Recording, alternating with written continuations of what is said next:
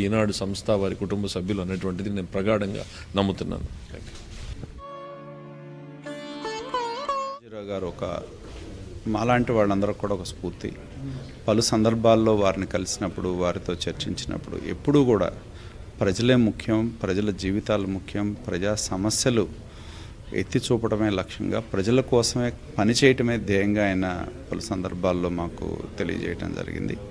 ఎప్పుడు కూడా ఎటువంటి ప్రభుత్వాలు ఎన్ని రకాలుగా ఆయన యొక్క పరపతిని దెబ్బతీయటానికి ఎంత ప్రయత్నం చేసినా కూడా, ఎవరైతే వినియోగదారులు కావచ్చు, ఒక్కళ్ళ దగ్గర నుంచి ఒక కంప్లైంట్ లేకపోయినా కూడా ప్రభుత్వాలు తమ అధికారాన్ని ఉపయోగించి ఎన్నో మార్గాల్లో దాడులో దౌర్జన్యాలకు దిగినా కూడా వాటన్నిటినీ కూడా మొక్కమోని ధైర్యంతో నిలబడి ఎదుర్కొన్నారు అంటే ఆయనకున్న నిజాయితీకి నిలువుటదర్థం అని చెప్పి తెలియజేస్తా ఉన్నా. ఆ మహనీయుడితో వివిధ సందర్భాల్లో కలిసే అవకాశం, అదృష్టం మాకు కలగటం జరిగింది.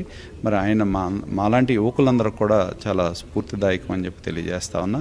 నమ్మిన సిద్ధాంతం కోసం, వ్యవస్థల కోసం నిలబడి, ప్రజల కోసం నిలబడిన వ్యక్తి, ప్రజలని తన యొక్క కలం ద్వారా ప్రజల్ని చైతన్యవంతం చేసి ప్రభుత్వాలు కూలిపోయే స్థాయికి ఇవాళ రావటం జరిగిందంటే అది ఆయన ఒక్కడికే సాధ్యం.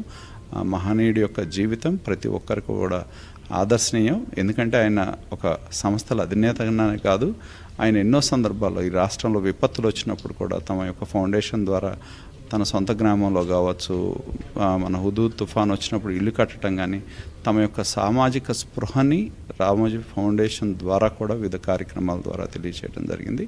ఆయన స్ఫూర్తిని మాలాంటి వాళ్ళం తీసుకొని ముందుకెళ్తామని చెప్పి స్ఫూర్తిదాయకమైన ఆయన జీవితం ఒక స్ఫూర్తిదాయకమైన సందేశం అని చెప్పి తెలియజేస్తా ఉన్నాను.